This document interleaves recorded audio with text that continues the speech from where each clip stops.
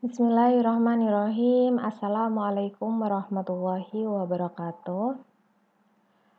Kepada seluruh mahasiswa, alhamdulillahirabbil alamin. Puji syukur marilah kita panjatkan kehadirat Allah Subhanahu wa taala yang telah memberikan kepada kita semua nikmat iman, nikmat Islam, kesehatan dan keridhaannya sehingga kita dapat melanjutkan ibadah kita bersama, yaitu belajar mengenai manajemen kesiswaan.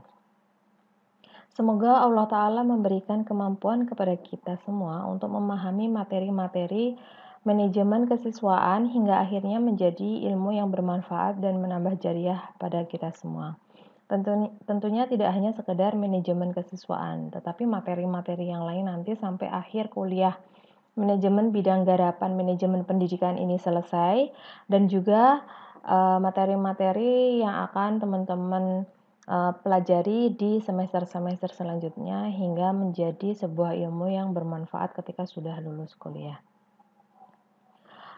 Baik, teman-teman, pada kesempatan kali ini akan kita bahas mengenai manajemen kesiswaan. Namun ada beberapa aturan yang perlu diperhatikan selama kuliah dengan saya. Tentunya ada poin yang berbeda ketika teman-teman kuliah dengan Bapak Ibu yang lain gitu ya. Ada dua hal yang perlu teman-teman perhatikan. Yang pertama yaitu kehadiran dalam kuliah ini dengan menjawab pertanyaan yang saya sediakan pada materi kuliah. Silakan teman-teman untuk mencermati apa yang saya sampaikan dari awal sampai akhir hingga nanti ada beberapa pertanyaan sisipan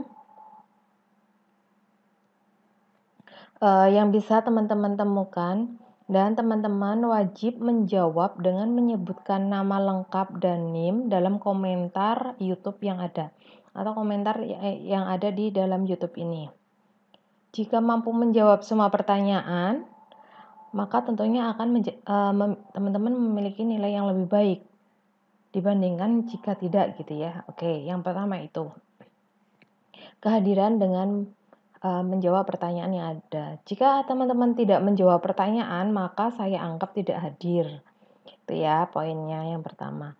Sedangkan poin yang kedua yaitu adalah sistem kuliah ini menggunakan asinkronus. Artinya bahwa teman-teman boleh menyimak materi apa yang saya sampaikan terkait dengan kuliah kita pada saat jadwal kuliah, yaitu pada hari Jumat, dan atau karena asinkronus ya, dan atau saya memiliki estimasi waktu yaitu 3 hari mulai dari jadwal kuliah yang ada. Jadi setelah jadwal kuliah hari Jumat, Sabtu, dan Ahad, itu 3 hari waktu untuk bisa teman-teman menyesuaikan apabila teman-teman di daerah yang tidak memungkinkan untuk mengikuti perkuliahan sesuai dengan jadwal kuliah yang ada, sehingga masih bisa menyimak materi pada 2 hari kesempatan yang berbeda dan bisa menjawab pertanyaan atau berdiskusi di dalam komentar YouTube yang ada terkait dengan manajemen kesiswaan. Apabila setelah hari Ahad ternyata teman-teman tidak muncul dengan menjawab pertanyaan yang ada, dengan berdiskusi dengan teman-teman yang lain terkait dengan materi yang saya sampaikan, maka saya anggap teman-teman tidak hadir. Jadi poin kedua adalah ketika melebihi batas waktu estimasi 3 hari yang sudah saya berikan, maka teman-teman saya anggap tidak hadir. Bagaimana penilaian keaktifan dan lain sebagainya itu nanti akan saya memiliki indikator sendiri sehingga itu tidak perlu saya sampaikan kepada teman-teman. Teman-teman semua do the best saja terkait dengan pertanyaan dan menjawab apa yang sudah saya tanyakan. Oke ya. Pada kesempatan kali ini kita akan belajar terkait dengan manajemen kesiswaan. Tentunya teman-teman sudah memiliki dasar terkait dengan apa itu manajemen pendidikan. yang perlu kita pelajari, yang perlu kita pahami bersama, bahwa manajemen pendidikan yang kita pelajari di manajemen pendidikan pasca sarjana, FKIPUAD ya. Manajemen FKIPUAD ini adalah manajemen pada level atau jenjang sekolah, bukan pada level atau jenjang perguruan tinggi. Artinya apa? Ketika kita mampu memahami bahwa manajemen pendidikan itu ada di dalam lingkup jenjang sekolah, teman-teman bisa ngeset gitu ya, men-setting pola pikir, pola pemahaman teman-teman terkait dengan sekolah. Sekolah yang sangat beragam jenjangnya, mulai dari TK, SD, SMP, SMA, SMK, belum lagi nanti ada yang lain informal dan lain sebagainya atau SLB gitu ya.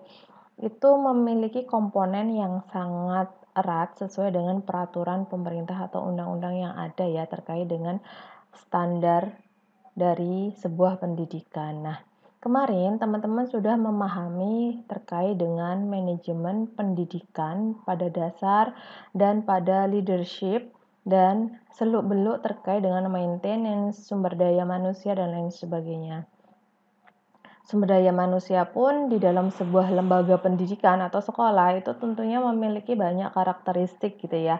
Ada yang menjadi leader, ada yang menjadi member gitu ya. Member pun juga masih banyak. Misalnya ada yang guru, terus students, belum lagi nanti ada yang sumber daya lain ya, baik itu internal maupun eksternal stakeholder yang memiliki network dan kolaborasi terkait dengan sekolah tersebut supaya untuk dapat meningkatkan kualitas pendidikan yang ada gitu ya. Nah, pada kesempatan kali ini dan pada kesempatan yang akan mendatang sampai kita akhir perkuliahan nanti saya akan memberikan pemahaman terkait dengan selain SDM yang kemarin sudah disampaikan oleh Ibu Prof. Dr. Aliyah Rashid Alganis Baswedan. Jadi, kalau kemarin Prof itu menyampaikan terkait dengan manajemen SDM, tadi itu kan SDM-nya banyak gitu ya. Ya ada pendidik, tenaga kependidikan gitu ya, ada guru, ada pegawai, belum juga ada leadership-nya gitu kan ya, kemarin sudah disampaikan. Nah, sekarang kita terkait dengan siswanya. Bagaimana seluk-beluk pengelolaan siswanya gitu ya. Tentunya beberapa hal yang akan saya sampaikan ini adalah kombinasi antara teori yang sudah ada, walaupun mungkin itu sangat sedikit, dan juga hasil pemikiran-pemikiran saya terkait dengan manajemen kesiswaan.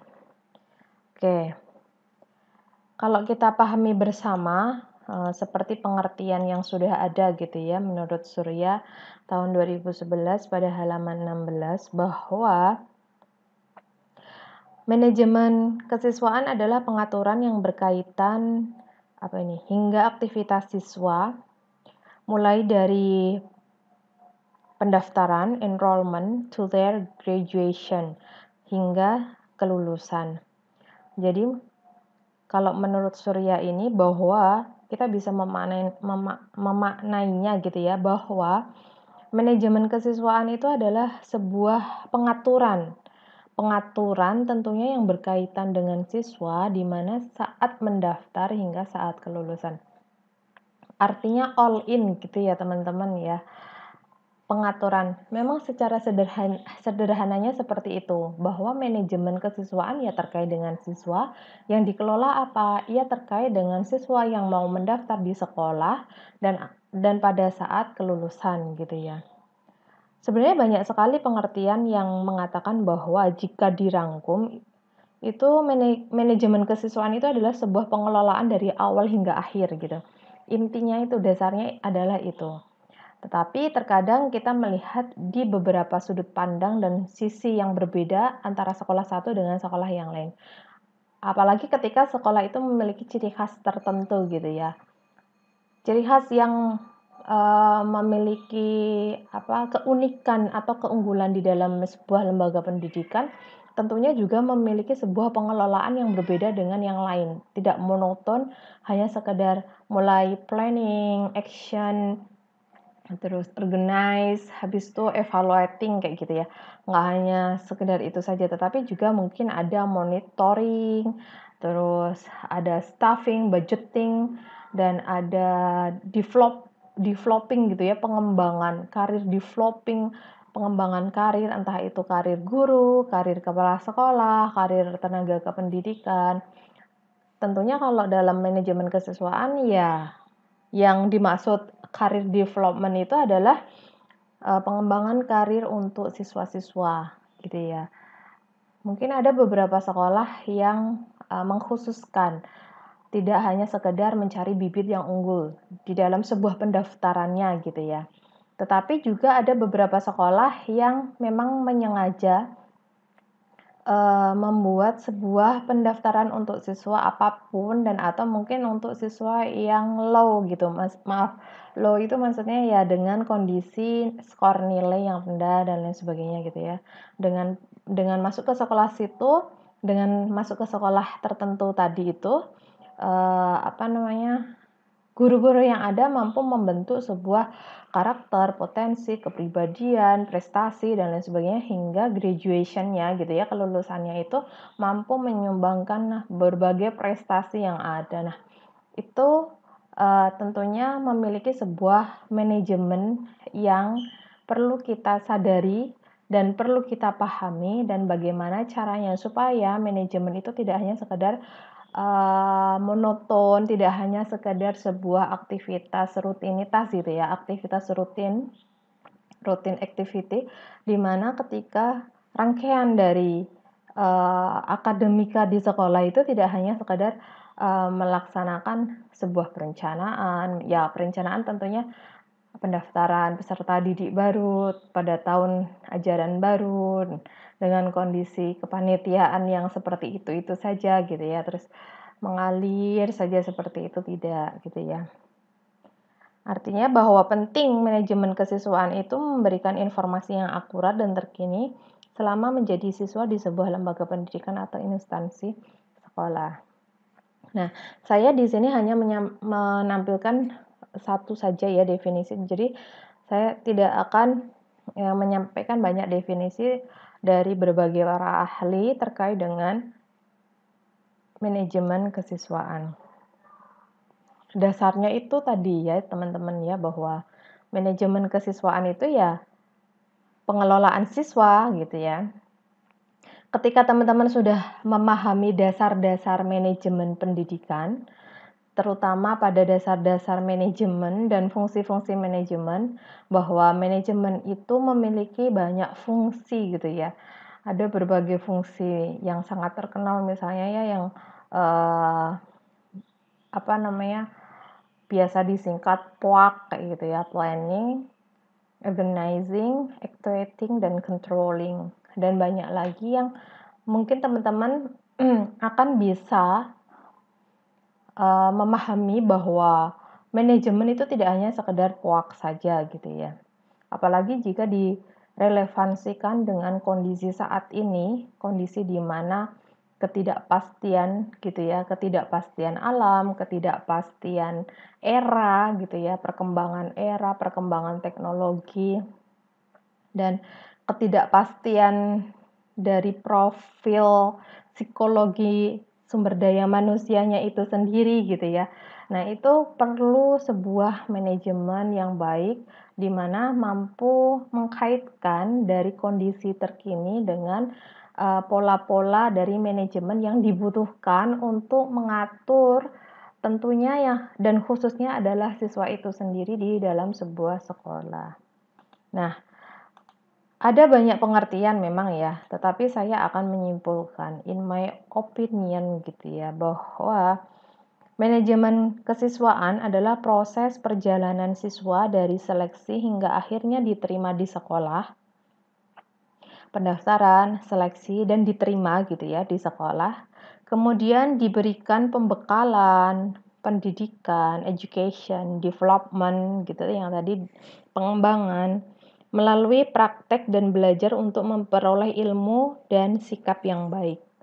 Sebenarnya kalau kita melihat dari tujuan Sisdiknas gitu ya, nanti teman-teman bisa dibuka ya tujuan Sisdiknas itu kan banyak sekali tujuannya gitu ya. Tidak hanya pengetahuan saja yang diperoleh, tetapi juga prestasi, kemampuan kemampuan berkepribadian yang baik, terus soft skill, hard skill, dan lain sebagainya. Tetapi kalau menurut saya, akhir dari sebuah proses pendidikan itu tidak hanya sekedar itu saja, tetapi memang banyak banget gitu ya. Termasuk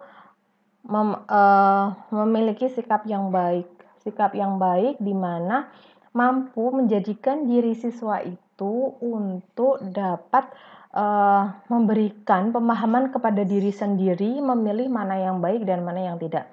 Kalau teman-teman, karena sekarang itu sudah medianya media sosial ya, coba teman-teman ketika membaca berita setiap hari, melihat postingan-postingan yang ada di media sosial gitu ya, yang berseliweran yang ada gitu ya. Tentunya teman-teman juga akan bisa memahami begitu banyaknya kasus terkait dengan apa yang dilakukan oleh para siswa. Yang paling menarik saat ini adalah ketika beberapa waktu yang lalu saya melihat terkait dengan anak-anak SD yang menerima THR Lebaran gitu ya, dan merealisasikan atau menggunakan uang tersebut untuk keperluan yang menurut saya pribadi itu kurang tepat gitu ya, dengan membelikan voucher yang untuk game online itu gitu ya. Dan itu saya melihat di kepala mata saya sendiri dan ada di Yogyakarta di sebuah minimarket gitu ya, minimarket. Apa itu yang perlu kita pikirkan menurut teman-teman? Pertanyaan pertama saya, fenomena tersebut gitu ya. Menurut teman-teman tanggapannya bagaimana? Tanggapan teman-teman terkait dengan kasuistik banyak fenomena, dan salah satunya adalah siswa-siswa SD yang membelanjakan uangnya dengan yang kurang tepat dengan menukarkan uang dengan game online gitu ya. Oke, pertanyaan pertama nanti bisa teman-teman jawab di dalam kolom komentar tanggapan tersebut. Artinya apa? Sebuah lembaga pendidikan itu tidak hanya untuk mencetak prestasi kelulusan dari siswa, tetapi juga good attitude. Nah, dari kondisi nyata yang tadi saya sampaikan, karena saya memang melihat dan memfoto, hanya saja saya tidak akan menampilkan foto tersebut di sini. Teman-teman juga pasti sudah mengetahui terkait dengan hal tersebut. Bahkan di Jawa Timur gitu ya, ada anak SMP ya kalau nggak salah, saya lupa. Sampai mencuri uang-uang tetangga untuk beli itu top up game online gitu ya. Dan ketika tetangganya itu sedang buka puasa sekeluarga di luar rumah gitu ya, di luar rumah itu pas Ramadan ini, belum lama ini. Nah, dia mencuri, akhirnya ketika uang tetangga itu tidak ada, langsung membakar rumahnya gitu kan ya. Nah, itu fenomena yang menurut saya kurang match dengan bagaimana lembaga sekolah itu mampu memberikan sebuah manajemen kesiswaan yang baik terkait dengan praktik dan learning gitu ya, education, briefing, development gitu kan, dan hingga akhirnya membentuk sebuah good attitude pada siswa. Belum lagi fenomena yang sama gitu ya, yang menyerang kaum bapak-bapak gitu ya, bapak-bapak muda tentunya. Nah, itu bagaimana tanggapan teman-teman semua? Silahkan nanti dijawab di kolom komentar YouTube dengan menyebutkan nama dan NIM. Oke, ini adalah in my opinion. Nah, saya akan menampilkan terkait dengan manajemen kesiswaan. Ini adalah menurut saya pribadi ya, yang nanti mungkin insya Allah baru proses pembuatan buku, dan semoga segera saya perbaiki lagi sesuai dengan kondisi di mana semua bisa mencakup gitu ya, terkait dengan kondisi sekarang yang dibutuhkan setiap dari manajemen kesiswaan. Nah, teman-teman, di atas ini kan ada ya manajemen kesiswaan dari fungsi-fungsi manajemen. Saya tidak, ya fungsinya ada POAK gitu ya. Planning, organizing, actuating, saya controlling, mengganti monitoring dengan evaluating. Jadi disesuaikan. Termasuk apabila teman-teman di sini semua itu sudah bekerja di sebuah lembaga atau instansi di pendidikan, baik itu dari jenjang TK, SD, maupun jenjang-jenjang yang lain gitu ya, SMP, SMA, SMK. Jadi sebuah manajemen itu tidak harus hanya POAK saja, tetapi juga disesuaikan dengan kondisi yang ada di instansi teman-teman bekerja. Tentunya satu instansi lembaga pendidikan dengan instansi lembaga pendidikan dari teman-teman yang satu dan yang lain itu pasti akan memiliki perbedaan, walaupun mungkin juga akan memiliki kesamaan. Hanya saja cara pengelolaan siswanya itu mungkin akan sedikit mengalami perbedaan, apalagi tadi seperti yang saya sampaikan, ketika sekolah tersebut memiliki ciri khas atau kekhususan, keunikan dari sekolah tersebut ya. Misalnya kalau tahfidz gitu ya, berarti dia ada di actuating, di mana bagian yang di actuating gitu ya, di pelaksanaan dari tahfidz itu yang seperti apa, praktiknya, pelatihannya, tahsinnya kayak gitu ya, tahfidznya, terus pola pembimbingannya, setoran hafalannya, dan lain sebagainya. Atau prestasi-prestasi yang lain yang ditonjolkan di dalam sebuah sekolah untuk bisa menggali potensi-potensi siswa gitu ya. Dan kemungkinan-kemungkinan yang lain. Oke, ini saya akan membahas terkait dengan manajemen kesiswaan yang menurut saya pada kesempatan kali ini bisa digunakan gitu ya, walaupun mungkin ada persamaan dengan teori-teori terdahulu. Oke, pada perencanaan kita membutuhkan sebuah need analysis. Kita ketahui bahwa need analysis atau analisis kebutuhan itu pastinya akan bisa digunakan sebagai dasar pada lembaga pendidikan untuk bisa yang pertama tentunya untuk bisa mencari kebutuhan-kebutuhan sesuai dengan apa yang diinginkan, diharapkan sesuai dengan visi, misi, tujuan dari sekolah tersebut.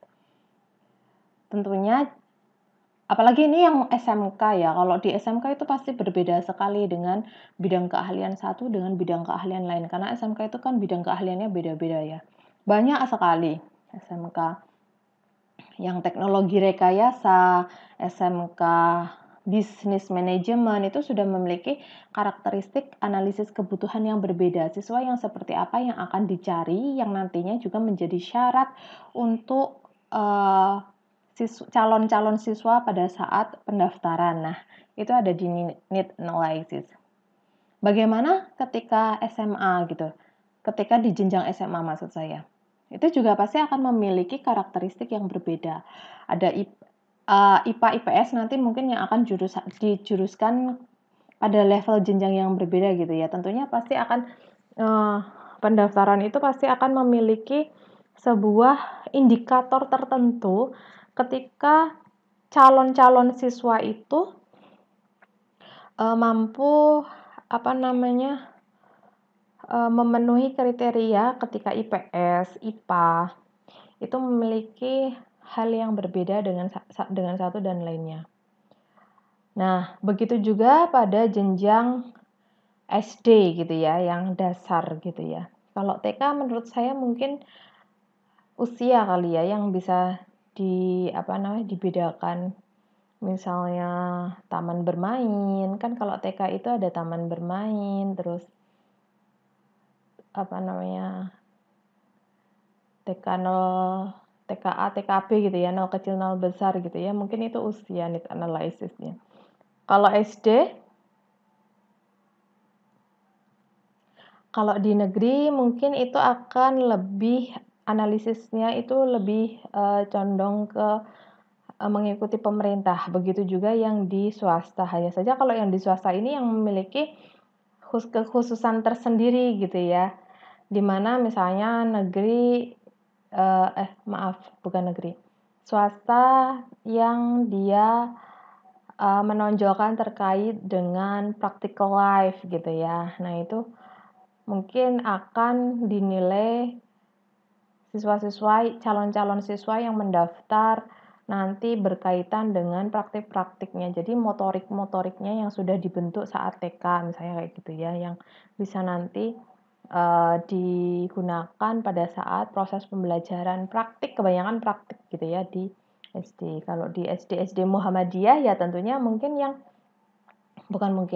tentunya yang memiliki ciri khas tertentu yang bisa hafal gitu ya, yang bisa hafalan, terus yang memiliki kemampuan sunnah Rasul misalnya gitu ya, memanah atau berenang atau berkuda. Hanya saja mungkin itu ada beberapa sekolah yang itu bukan menjadi ciri khas untuk sebagai syarat-syarat siswa pada saat proses pendaftaran gitu ya. Tetapi itu bisa mungkin dijadikan sebagai sebuah pengembangan potensi dan karir siswa gitu. Jadi ada ekstrakurikuler gitu. Nah, need analysis ini sebenarnya banyak sesuai dengan kebutuhan sekolah masing-masing dan ciri khas dari sekolah masing-masing. Tentunya saya tidak akan memberikan indikator-indikator terkait dengan need analysis. Oke, termasuk yang indikator teknisnya gitu ya.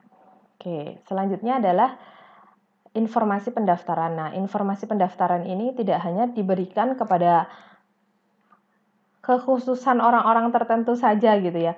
Sekarang zamannya sudah zaman digital age gitu ya. Tetapi juga perlu sebelum membuat sebuah informasi pendaftaran perlu divalidasi dulu menurut saya ya. Karena apa? Karena penting dan tidaknya syarat-syarat yang akan disampaikan itu harusnya sudah teruji di bagian need analysis. Jadi informasi itu nanti tinggal menyebarluaskan, mendiseminasikan sebuah informasi ke khalayak, baik itu melalui web, tapi melalui brosur gitu ya, melalui web, melalui brosur terkait dengan informasi pendaftaran, program-program informasi pendaftaran. Nah, setelah semuanya sudah disebarluaskan secara terbuka di khalayak gitu ya, itu tentunya ada sebuah proses pendaftaran. Nah, pendaftaran ini sekarang sudah bukan zamannya yang zaman dari dalam gitu ya. Tentunya ini harus rapi, terdokumentasi, terarsip seluruh yang mendaftar, calon-calon siswa yang mendaftar di sebuah lembaga pendidikan itu memiliki berkas sesuai dengan syarat-syarat yang sudah ditentukan di need analysis dan yang sudah diberitahukan melalui informasi pendaftaran. Nah, ketika calon-calon siswa sudah mendaftar, tentunya kan ada sebuah informasi timeline-nya gitu ya, kapan seleksinya apa saja gitu. Nah, itu juga sudah sebagian dari need analysis. Jadi, tadi di need analysis itu memang ketika syarat-syarat yang dibutuhkan sesuai dengan apa bidang studi, apa ciri khas khusus dari lembaga sekolah tersebut gitu ya, itu akan relevan dengan proses seleksinya. Apakah hanya lisan, wawancara lisan, interview gitu ya, atau hanya sekedar tes tulis, apakah ada juga praktiknya. Terus apakah harus membuat sebuah eksperimen dan lain sebagainya. Nah, itu ketentuan dari masing-masing sekolah. Bagaimana prosesnya. Kalau di sekolah-sekolah yang yang monoton terkait apa yang tadi sudah saya sampaikan manajemennya, ya tentunya paling tes tulis, tes tulis sama wawancara gitu ya. Praktiknya nggak ada. Beberapa hari yang lalu saya menyaksikan tetangga saya mendaftarkan di sekolah dasar gitu ya. Tesnya itu sudah melebihi tes sekolah dasar loh ini ya, sekolah dasar di Yogyakarta. Tesnya itu melebihi tes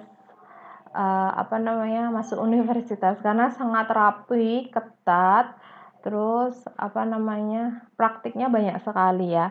Ya mungkin karena di swasta gitu ya, nggak hanya di swasta di sekolah tertentu yang memiliki ciri unggul gitu ya, yang akan dijadikan sebagai sebuah ciri khas dari sekolah tersebut dan mencari bibit-bibit unggul sesuai dengan need analysis yang sudah ditentukan oleh sekolah tersebut gitu ya. Jadi prakteknya itu banyak sekali. Sehingga dari situ kita sudah bisa menyaksikan bahwa perencanaan dari sebuah manajemen kesiswaan pada proses seleksi itu tidak hanya sekedar seleksi monoton seperti biasanya, tetapi juga hal tersebut bisa disesuaikan dengan ciri khas dari masing-masing lembaga pendidikan atau sekolah tersebut untuk mencari bibit unggul. Nah, itu jika memiliki tujuan, visi, misi dari sekolah tersebut. Tetapi apa yang tadi saya sampaikan juga ada benarnya ya. Di sebuah lembaga pendidikan yang dia meyakini bahwa proses pendidikan itu adalah proses sebuah penempaan dari siswa yang tidak bisa menjadi bisa gitu ya. Artinya bibitnya ya nggak hanya sekadar mencari bibit unggul, tetapi apa saja bibitnya, apa saja calon-calon siswa, karakter dan latar belakang calon-calon siswa yang akan mendaftar itu semua diterima. Akhirnya semua akan ditempa di dalam sebuah proses pendidikan gitu ya, dan dari proses itu justru ada yang meyakini bahwa kualitas lulusan itu tidak hanya sekedar bibitnya atau calon-calon siswanya itu unggul, tetapi juga kualitas dari sebuah pendidikan itu juga ketika calonnya atau bibit atau calon siswa ya itu kurang dan tidak memiliki kapasitas yang unggul misalnya gitu ya. Tetapi ketika sudah melalui proses pendidikan dan luarannya atau kelulusannya itu menjadi lulusan-lulusan yang berprestasi. Nah, kadang memang kita itu tidak boleh memaknai satu hal di dalam satu kondisi tertentu gitu ya teman-teman ya. Jadi memang baiknya ketika kita memahami hal dari sudut pandang yang berbeda. Dan apalagi ini adalah sebuah lembaga pendidikan yang bersama-sama secara bersama-sama kita bisa menjadi bagian yang utuh untuk meningkatkan kualitas pendidikan di Indonesia. Nah, itu baru seleksi ya. Setelah seleksi kita masuk ke dalam perencanaan yaitu orientasi. Kita memahami bahwa ketika kita semua memasuki atau mendatangi di sebuah wilayah yang baru, pasti kita akan juga mencari-cari tahu gitu ya. Apalagi dalam kondisi tertentu kita pasti akan membutuhkan sebuah informasi. Nah, begitu juga di dalam sebuah lembaga pendidikan. Bahwa ketika siswa-siswa itu sudah diterima, diseleksi dan diterima sesuai dengan indikator yang ada, bukan karena sogokan-sogokan yang diperlukan kayak gitu ya. Ketika sudah diterima, penting bagi mereka, siswa-siswa baru itu untuk mengenal lingkungan.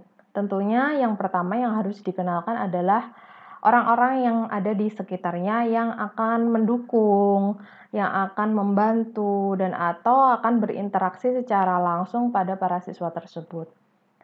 Siapa kepala sekolahnya, siapa gurunya, siapa pegawainya, di mana letak ruang kepala sekolah, di mana ruang-ruangan yang lain gitu ya, orientasi orientasi sumber daya manusia yang ada di sekolahnya itu sendiri, orientasi lingkungan yang ada di sekolah itu sendiri, dan semua seluk-beluk tanpa terkecuali. Nah, itu yang dibutuhkan oleh para siswa ketika siswa itu diterima di lembaga pendidikan. Bahkan ketika teman-teman mungkin masuk ke perguruan tinggi ya, itu kan juga ada orientasi gitu ya, walaupun mungkin beberapa hal menjadi kecacatan dalam sebuah proses pelaksanaan orientasi, misalnya ada hukuman dan lain sebagainya. Jadi sebenarnya orientasi yang penting itu adalah lingkungan, orang-orang yang berinteraksi, dan hal-hal yang penting yang akan didapatkan oleh para siswa di sekolah tersebut. Dan itu yang berkaitan dengan pengembangan diri, kapasitas diri, potensi gitu ya, minat, bakat, dan lain sebagainya, tidak hanya sekedar dari proses pembelajarannya saja. Karena memang yang baik itu adalah ketika mampu memadukan antara indoor dan outdoor kayak gitu ya, teori dan praktik. Nah, itu orientasi yang diperlukan oleh para siswa. Begitu juga orientasi sama temannya, walaupun mungkin nanti seiring berjalannya waktu, satu dengan yang lain akan bisa mengenal temannya. SD, SMP, SMA, SMK itu menurut saya penting. Ketika sudah menjadi siswa di dalam sebuah lembaga pendidikan, tentunya sekolah memberikan wadah kepada siswa-siswa baru untuk melakukan orientasi. Oke, selanjutnya adalah penempatan kelas. Nah, ini penempatan kelas ini tentunya sudah disusun atau dipersiapkan di need analysis. Ini merupakan salah satu dari perencanaan. Jadi penempatan kelas tentunya nanti arsip dari nama-nama siswa itu menjadi bagian penting dari sebuah pengelolaan atau manajemen kesiswaan. Dari perencanaan ini saja sebenarnya arsipnya sudah banyak sekali ya. Mulai dari need analysis ya, rapat-rapat, penentuan syarat-syarat gitu kan ya, terus belum lagi nanti adalah indikator-indikator penilaian saat seleksi, terus penyiapan formulir dan lain sebagainya. Kalau nggak pakai formulir, misalnya sudah pakai digital ya, peralatan yang dibutuhkan, terus kemampuan admin sekolah untuk bisa memberikan pelayanan terbaik, excellent services kepada seluruh calon pendaftar atau calon siswa yang akan mendaftar gitu kan. Begitu juga pengelolaan IT-nya, manajemen informasinya, seperti itu ya. Nah, dari perencanaan ini teman-teman sebenarnya sudah bisa, kalau misalnya di lapangan ada masalah, sebenarnya perencanaan yang banyak ini sudah bisa dijadikan sebuah topik atau kajian baru terkait dengan penelitian. Jadi nanti kalau misalnya diminta untuk membuat sebuah tema dari penelitian, itu tidak perlu pusing-pusing lagi. Tinggal saja melihat kondisi dari manajemen pendidikan yang ada di Indonesia atau manajemen pendidikan yang ada di lingkungan teman-teman yang sudah bekerja dan atau yang belum bekerja, bisa melihat kondisi lingkungan yang ada di sekitarnya gitu ya. Manajemen pendidikan itu pun banyak sekali, mulai dari planning sampai evaluating kayak gitu ya. Banyak. Nah, dari planning pun masih punya indikator banyak lagi gitu kan, terkait dengan apanya dulu, apakah karena manajemen pendidikan ada 8 standar gitu ya. Apakah dari manajemen pendidiknya, manajemen tenaga kependidikannya, manajemen kesiswaannya, manajemen sarana prasarananya, manajemen pembiayaan, manajemen layanan khusus, manajemen hubungan masyarakat, dan lain sebagainya. Manajemen apalagi yang belum saya sebutkan. Nah, Itu masih banyak. Belum lagi nanti ketika ada permasalahan terkait dengan leadership. Nah, itu sangat mudah bagi teman-teman untuk bisa menemukan segala permasalahan dan menjadikan sebuah kajian atau topik penelitian untuk bisa dijadikan atau ditelurkan embrionya itu nanti bisa menjadi sebuah kajian tesis dari teman-teman. Jadi kalau misalnya dari sekarang sudah bisa memahami permasalahan-permasalahan lingkungan dan bisa mengambil hikmahnya, mungkin teman-teman akan bisa lebih mudah dan lebih siap untuk bisa segera menyiapkan sebuah project plan gitu ya, riset project plan untuk ke depan bisa lebih cepat dan segera lulus seperti itu. Oke ya, ini ada tadi perencanaan. Jadi di sini saya tidak akan menampilkan banyak hal terkait dengan indikator-indikator di dalamnya karena memang indikator baku itu sebenarnya sudah sesuai yang ada di lapangan standar tersebut. Tetapi menurut saya sangat penting ketika kita mampu memahami sebuah indikator ketercapaian dari perencanaan itu sesuai dengan kebutuhan yang ada saat ini. Apalagi ketika perubahan era, perubahan iklim, perubahan profil psikologi gitu ya, baik psikologi dari guru, psikologi dari pegawai, psikologi dari siswa itu sendiri pada khususnya kayak gitu ya. Itu yang menjadikan sebuah pengembangan dari manajemen kesiswaan. Pentingnya pengembangan dari sebuah manajemen ya, supaya tidak monoton. Karena memang didasarkan pada relevansi kondisi terkini. Oke, kita masuk ke pengorganisasian. Nah, tentunya untuk melaksanakan semua manajemen kesiswaan itu ada pembentukan panitia pendaftaran. Mohon maaf ini kurang N. Pendaftaran. Panitia pendaftaran. Nah, atau N-nya hilang ya? Oke, nggak usah dipermasalahkan. Oke, pembentukan panitia pendaftaran. Artinya panitia pendaftaran itu kalau ini bisa up to date dan upgrade itu perlu di rolling gitu ya. Tidak hanya itu saja, guru itu saja yang mengurusi gitu ya, tapi di rolling dengan keterampilan, kapasitas sesuai dengan pada era sekarang. Kalau era sekarang adalah era digital, artinya tidak menyiapkan kertas-kertas yang bertumpuk untuk dijadikan sebagai sebuah media dari informasi, media dari seleksi seperti itu ya. Jadi sudah tidak pakai brosur kemana-mana harus nyebar brosur, enggak, tinggal membuat sebuah link kita tempel di website kayak gitu ya. Jadi itu penting juga untuk upgrade keterampilan. Jadi kalau guru yang sudah sepuh tentunya akan memiliki kendala di keterampilan tersebut kayak gitu ya, dibandingkan dengan guru-guru muda yang memiliki keahlian dalam mengetik cepat gitu kan, memahami web kayak gitu ya, dan isi-isi konten-konten yang perlu disampaikan supaya sederhana tetapi informatif. Nah, itu perlu di-upgrade. Nah, untuk hal-hal yang lain, pencatatan-pencatatan yang lain gitu ya, pengorganisasian ya tentunya sudah terbentuk lebih awal di sekolah gitu ya. Ya, misalnya saja pentingnya wakil kurikulum. Nah, itu akan semua terbentuk di situ. Wakil kurikulum bidang kesiswaan. Nah, itu akan mengarsip-arsip dokumen-dokumen dari kesiswaan termasuk dengan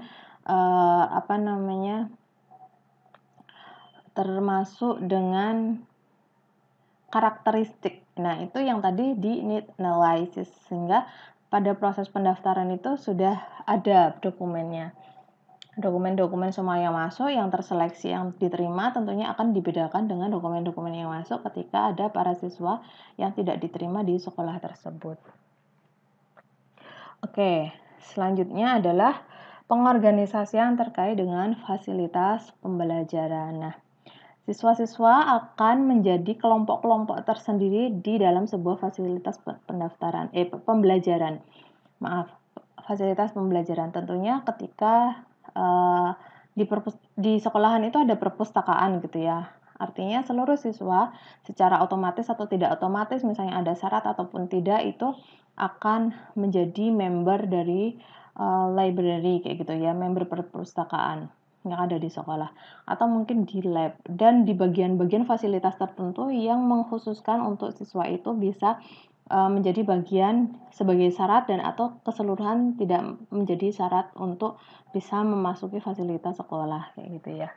Jadi kan ada tuh misalnya bagian-bagian tertentu yang memiliki fasilitas lab. Misalnya lab ini adalah lab kecil gitu ya. Jadi yang di situ misalnya yang terpilih atau yang memilih ekstrakurikuler tertentu untuk menggunakan fasilitas tertentu itu ya. Sehingga nama-nama siswa dan lain sebagainya itu akan tertera secara membership kayak gitu di fasilitas pembelajaran yang ada di situ, di lab tertentu tersebut. Menjadi pengorganisasian salah satunya adalah memiliki wewenang dan tanggung jawab. Pengertian pengorganisasian itu adalah ketika adanya sekelompok orang di mana kelompok orang tersebut memiliki tugas, wewenang, tanggung jawab, terus bahan-bahan, memiliki bahan, alat dan lain sebagainya. Nah, fasilitas pembelajaran ini juga menjadi sebuah pengorganisasian di sekolah dan penting itu ketika siswa-siswa yang masuk ke dalam sebuah fasilitas pembelajaran itu mampu memiliki sebuah tugas dan tanggung jawabnya sendiri-sendiri gitu ya. Jadi tidak sekedar seenaknya saja masuk keluar di ruang lab, tapi tanpa ada tanggung jawab. Nah, tentunya dari hal ini pasti guru tertentu yang berkaitan dengan lab tersebut akan memberikan sebuah pemahaman terkait dengan syarat dan ketentuan yang berlaku gitu ya. Oke. Nah, reward and punishment. Ada beberapa sekolah yang sudah menerapkan reward and punishment, ada juga yang tidak. Termasuk sebenarnya reward and punishment itu satu rangkaian dengan kode etik siswa sama student codes. Jadi kan karena tadi ya saya menyampaikan bahwa karena profil psikologinya kita saat ini itu juga menjadi sebuah tantangan tersendiri bagi lembaga sekolah untuk bisa mengupgrade manajemen kesiswaan. Masalahnya seperti apa? Kita lihat ya, beberapa waktu yang lalu ada juga yang ada berita terkait dengan siswa SMP atau SMA ya, saya lupa, yang di luar Jawa gitu ya, yang menghina Palestina terus dikeluarkan dari sekolahan kayak gitu ya. Nah, itu sebuah permasalahan dari profil psikologi siswa.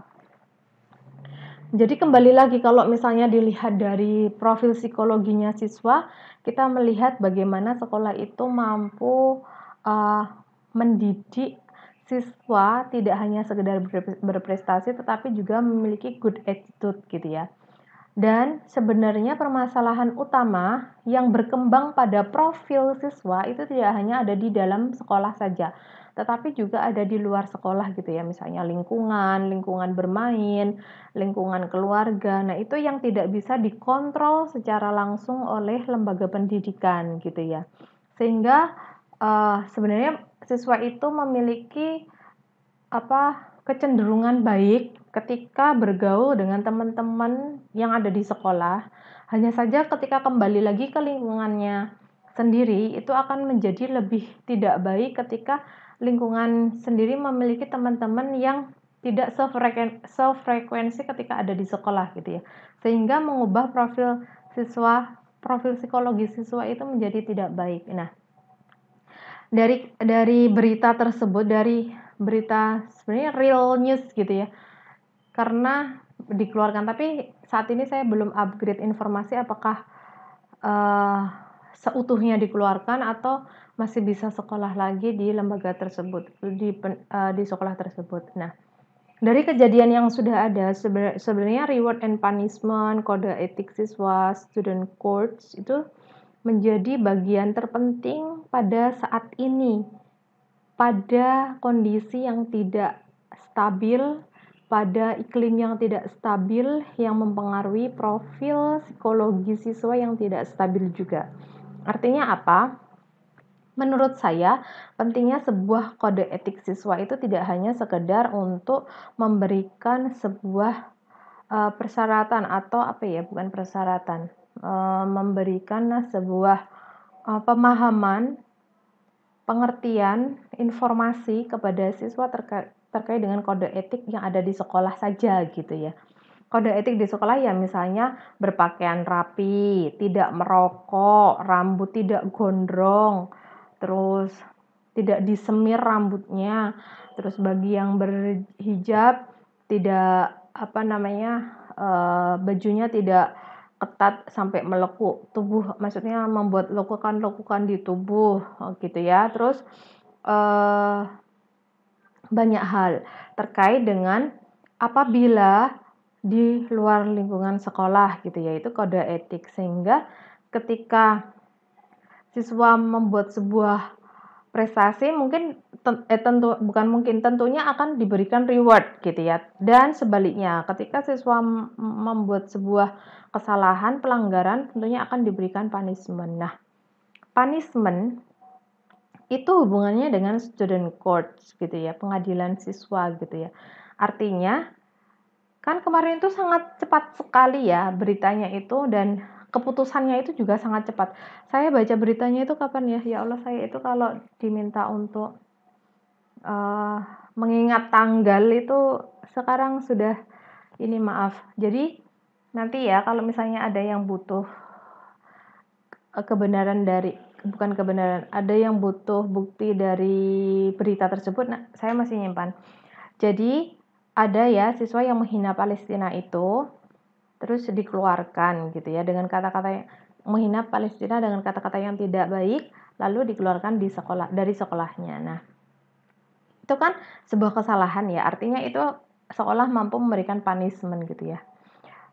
Tetapi punishment ini perlu dipertimbangkan gitu ya teman-teman ya. Punishment ini perlu dipertimbangkan dengan sekolah membentuk sebuah kelompok gitu, apa ya, bukan kelompok, sebuah pengadilan untuk siswa. Artinya ya orang-orang yang guru-guru atau kepala sekolah dan atau komite yang benar-benar bisa menaungi antara internal dan eksternal dari lembaga pendidikan. Kalau menurut saya pribadi loh ya, student court. Jadi pengadilan siswa ini diharapkan untuk mampu menjembatani antara antara siswa gitu ya, antara siswa dan antara masa depan siswa di sekolah tersebut. Apakah perlu dikeluarkan atau tidak? Pertimbangannya apa, seperti itu ya. Apalagi ketika kita mengingat bahwa lembaga pendidikan adalah lembaga untuk membentuk, mencetak good attitude kayak gitu ya. Kalau lulusan good attitude tidak hanya sekedar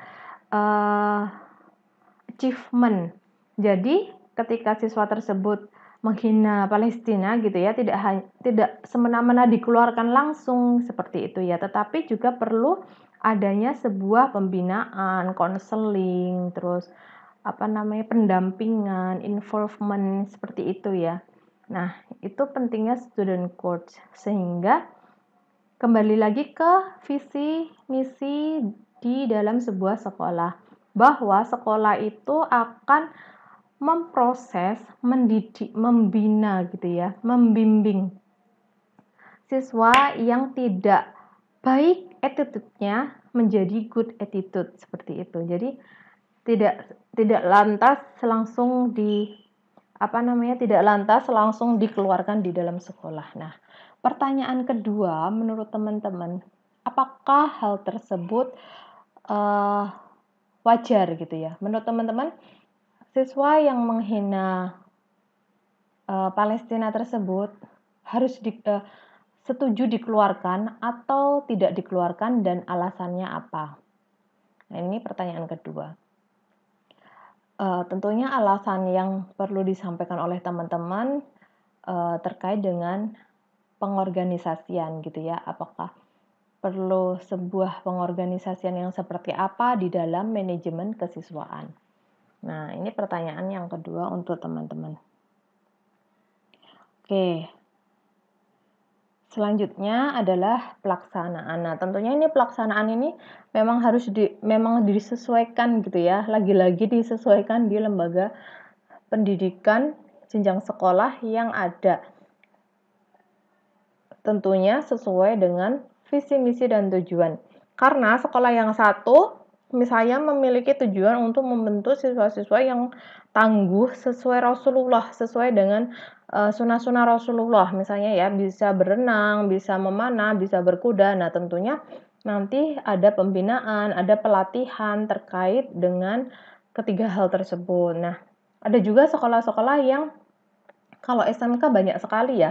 Kalau SMK itu kan soft skill sama hard skill-nya banyak sekali ya, pelatihan-pelatihan itu termasuk dengan uji-uji kompetensi dan lain sebagainya itu pasti banyak banget. Nah, kenapa demikian? Karena saya tidak akan menyebutkan jenjang SD, SMP, SMA, SMK pelatihannya seperti apa. Pembinaan tentunya ada sebuah pembinaan ya. Salah satu pembinaan ini relevansinya adalah ketika ada punishment, kode etik sama student code yang ada di pengorganisasian.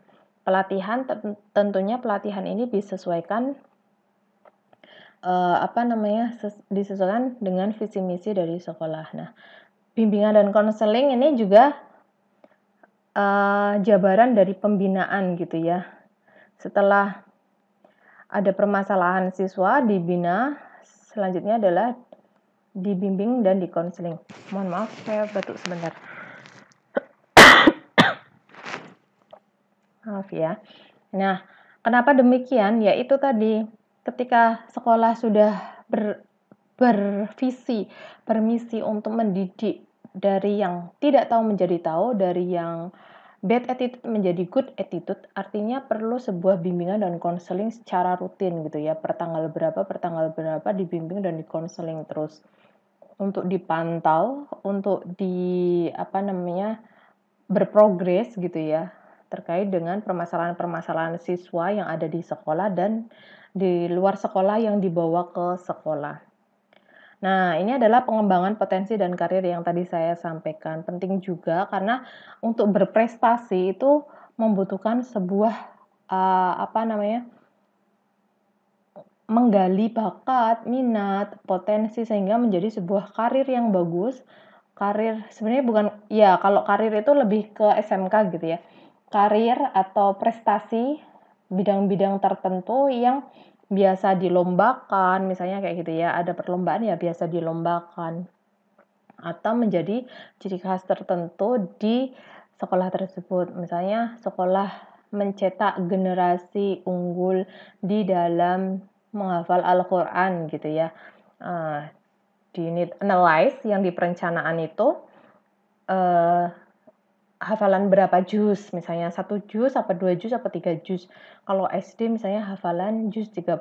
Nah, di pengembangan potensi dan karir ini perlu dijadwalkan untuk siswa-siswa gitu ya, secara seperti apa nanti disampaikan, apakah secara klasikal atau secara grouping kayak gitu ya. Itu yang akan menjadikan akhir dari kelulusan di need analysis seperti di need analysis gitu ya, menjadi siswa-siswa yang menghafal juz 30. Nah, potensi dan karir ini ya tentunya banyak sekali ya yang mendukung terkait dengan visi dari sekolah tersebut. Oke, pencatatan tentunya sebenarnya semuanya butuh dicatat ya, mulai dari perencanaan, pengorganisasian, pelaksanaan, monitoring, dan evaluasi. Baik, teman-teman, the last menurut saya karena ini adalah saya yang buat gitu ya, bukan dari bukan dari sebuah teori tertentu gitu ya.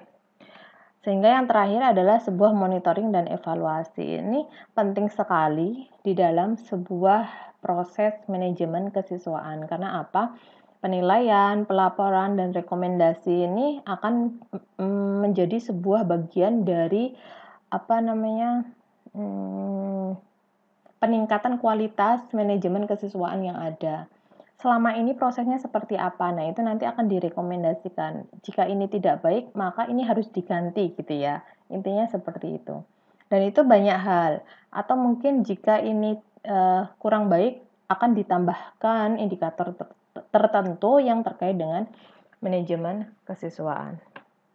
Oke, itulah dari manajemen kesiswaan yang saya sampaikan ke teman-teman. Sebenarnya di sini masih banyak sekali ya. Sebentar, ini ada student analysis.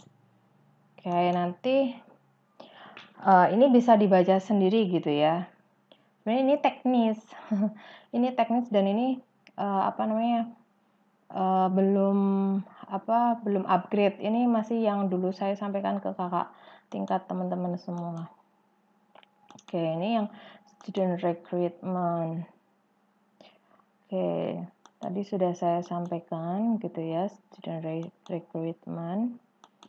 Nanti ada student selection. Banyak sekali. Saya tidak akan menyampaikan lagi karena tadi saya sudah sampaikan di dalam gambar tersebut. Oke, selanjutnya. Oke, ada ini juga ya, student orientation gitu ya. Ini masih student selection, student orientation, oke, placement gitu ya. Student placement itu penempatan kelas sesuai dengan yang sudah ditentukan di unit analysis gitu ta. Terus ada juga ini, ini yang menurut siapa namanya, William. Bukan ya, ini masih student orientation. Oke, ini masih student orientation, student placement. Ada juga yang student placement menurut William Jagger itu, William Jagger. Nah, ini ada dua fungsi. Ada dua fungsi gitu ya. Nah, ini funding and development pentingnya sebuah pembinaan. Nah, ini apa? Pembinaan dan pengembangan siswa dilakukan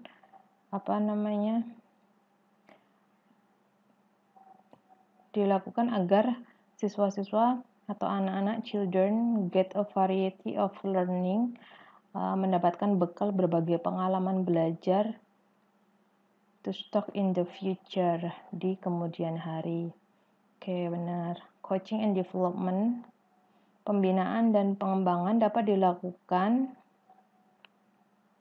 melalui layanan khusus mendukung pengelolaan kesiswaan, manajemen kesiswaan. Nah, ini tadi sudah saya sampaikan juga. Nah, yang terakhir ini ya, student management goals. Oke, pengelolaan kesiswaan, kemahasiswaan. Pengelolaan atau manajemen kesiswaan harus mengacu pada regulasi yang berlaku pada saat program akan dilaksanakan. Nah, ini akhir dari rekomendasi tadi itu ya, teman-teman. Mana tadi gambarnya? Jadi pentingnya ini ya. Jadi pentingnya sebuah sebuah rekomendasi ini adalah salah satunya untuk memberikan sebuah regulasi atau kebijakan baru terkait dengan manajemen kesiswaan yang ada gitu ya, yang berlaku, sehingga program-program yang akan dilakukan pada manajemen kesiswaan yang untuk kesiswaan secara overall itu bisa kekinian. Kekinian itu bukan artinya bukan narsis ya, tetapi kekinian itu artinya adalah sesuai dengan realita saat ini, kontemporer seperti itu. Nah, yang kedua adalah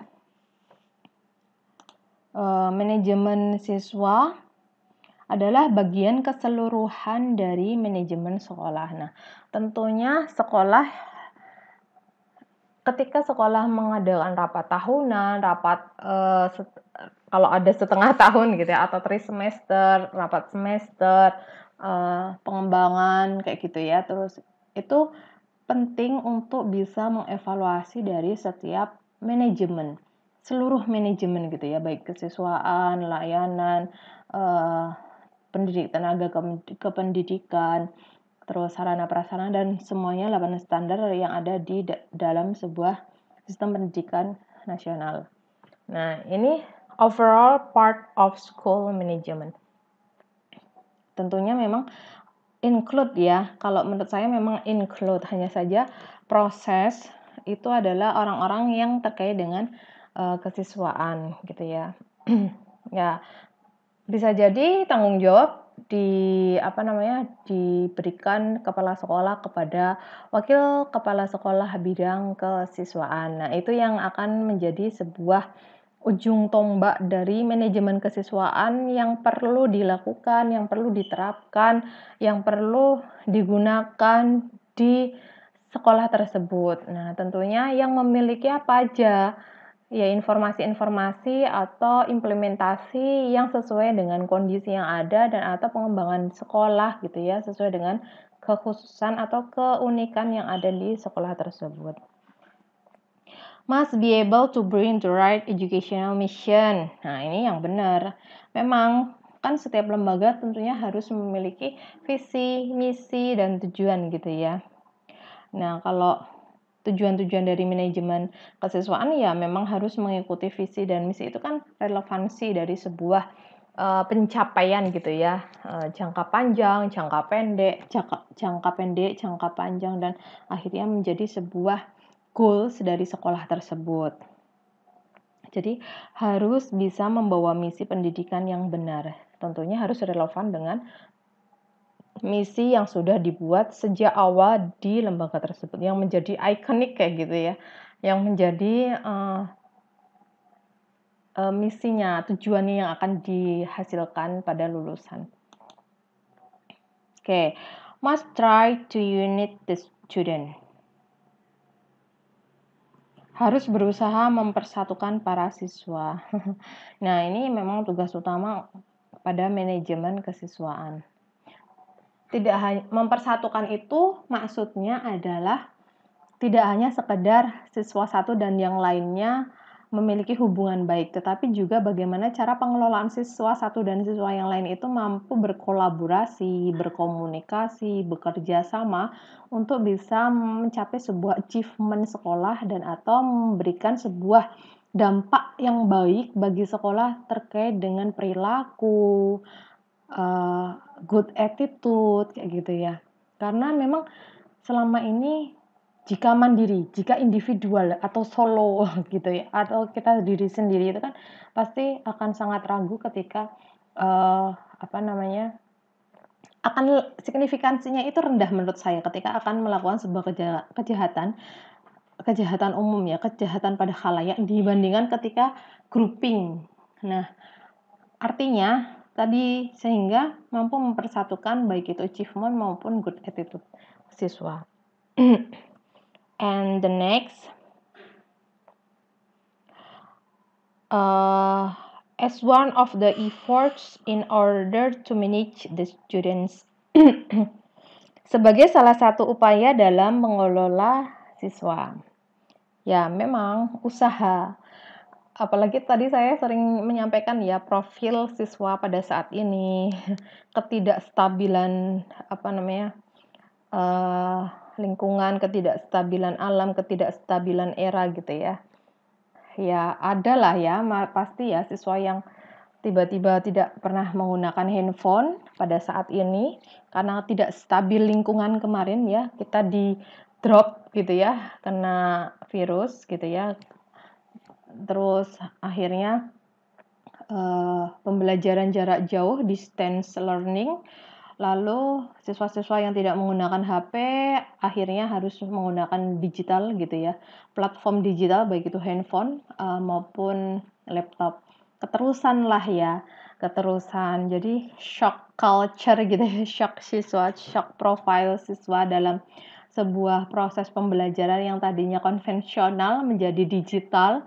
Akhirnya keasikan dalam sebuah proses pembelajaran menggunakan digital. Tidak keasikan dalam proses pembelajaran saja, tetapi juga siswa-siswa mengalami sebuah gangguan digital gitu ya, karena memang asik dengan digital, akhirnya dengan handphone, dengan laptop gitu, terus akhirnya kecanduan gitu ya. Bagaimana itu harus mengatasinya teman-teman semua? Pertanyaan ketiga.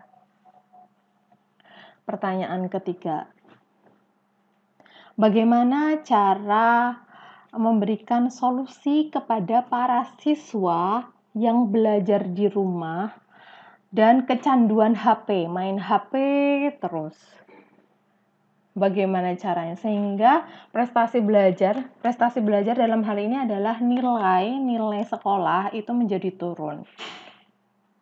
Nah, menurut teman-teman semua responnya bagaimana? Apakah perlu solusi seperti apa sehingga siswa-siswa yang belajar di rumah itu tidak kecanduan HP, tidak main HP terus? Nah, pertanyaan ketiga silakan dijawab. Nanti jadi ada 3 pertanyaan ya. Ada 1, 2, 3. Sehingga itu menjadi efforts in order to manage the student oleh sekolah. Jadi salah satu evaluasi penting pada saat ini ya, karena pandemi COVID kayak gitu ya, itu adalah bagaimana proses pembimbingan siswa secara jarak jauh, meningkatkan bonding kepada siswa walaupun jarak jauh gitu ya, mengawasi siswa sehingga tidak menyimpang dari visi dan misi sekolah gitu ya.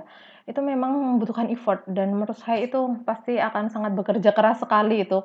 Apalagi misalnya satu angkatan ada beberapa kelas itu Masya Allah sekali untuk bisa memberikan pendampingan kepada siswa walaupun mungkin tidak ketemu gitu ya. Lagi-lagi pasti membutuhkan sebuah media, ya salah satunya adalah handphone dari orang tua. Belum lagi ketika kondisi orang tua anak, misalnya nih yang SD ya, kalau SD itu kan memang masih harus membutuhkan involvement pada orang tua gitu ya. Parent involvement atau keterlibatan orang tua dalam sebuah proses pembelajaran sehingga memang ini membutuhkan sekali usaha-usaha dari sekolah. Nah, tadi pertanyaan ketiga silakan dijawab. Jadi nanti adalah nama, NIM, terus langsung saja 1, 2, 3 gitu ya. Nanti saya sudah paham bahwa 1 itu adalah jawaban pertanyaan 1, 2 jawaban pertanyaan nomor 2, dan 3 jawaban pertanyaan nomor 3. Oke, the next adalah ini sampai double encourage and encourage gitu ya, mendorong dan mendorong the independence of the students. Nah, benar, kemandirian pada siswa. Tentunya memang proses pendidikan yang ada di sekolah adalah salah satunya menjadikan siswa itu lebih mandiri. Jadi tidak ketergantungan pada orang lain, ketergantungan pada gadget kayak gitu ya, ketergantungan pada handphone dan lain sebagainya. And the last, semoga ini the last ya, the last. Activities undertaken by student management must be carried out functionally for the lives of the students, both at school and in the future. Jadi kegiatan yang dilakukan oleh pengelolaan siswa atau manajemen siswa harus dilaksanakan secara fungsional untuk kehidupan siswa baik di sekolah maupun di masa mendatang. Sebenarnya harusnya baik di sekolah, at school, at home, environment, and in the future gitu ya. Jadi supaya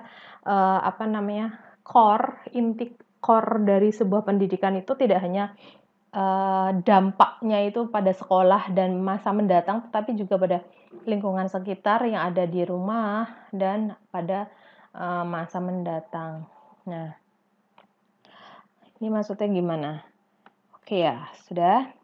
Nah, ini jelas. Oke, jadi ruang lingkup manajemen kesiswaan itu adalah sebagai salah satu jembatan, bridges jembatan, atau cara untuk memenuhi tugas sehingga semua yang dibutuhkan siswa ketika mulai mendaftar pada jenjang sekolah untuk masuk ke sekolah atau lembaga pendidikan yang mereka inginkan hingga nanti jika sudah masuk ke perguruan tinggi gitu ya, atau menjadi santri ini dan become student kayak gitu ya. Semua itu dibutuhkan terpenuhi hingga mereka telah lulus atau menyelesaikan pendidikannya. Itu proses dari sebuah manajemen kesiswaan. Oke, saya kira sekian apa yang saya sampaikan. Banyak kesalahan saya minta maaf, semoga apa yang saya sampaikan ini menjadi sebuah tambahan ilmu buat teman-teman semua. Apabila belum, eee, ilmunya bertambah, ya saya minta maaf, nanti teman-teman juga bisa menambah wawasan melalui, banyak-banyak membaca, baik itu artikel publikasi artikel terkini terkait dengan manajemen kesiswaan, terus banyak membaca terkait dengan kasus-kasus terkait dengan siswa yang ada di sekolah maupun lingkungan sekolah, terkait juga dengan kondisi global yang masih, belum stabil terkait dengan distance learning gitu ya, seluk-beluk, karakteristik dan, how to give the best solution terkait dengan itu semua gitu ya, kesiswaan siswa gitu ya. Nah, tentunya nanti kalau misalnya ada yang bertanya juga silahkan di dalam kolom komentar. Pertanyaan itu bisa disisipkan di setelah jawaban. Jadi nanti kita ada diskusi satu sama lain. Teman-teman yang satu sama teman-teman yang lain juga bisa saling berdiskusi. Itu akan menambah nilai plus dari saya. Sekian, banyak kesalahan saya minta maaf. Marilah kita akhiri kuliah pada kesempatan kali ini dengan membaca tahmid bersama. Alhamdulillahirabbil alamin. Sekian dari saya. Wassalamualaikum warahmatullahi wabarakatuh.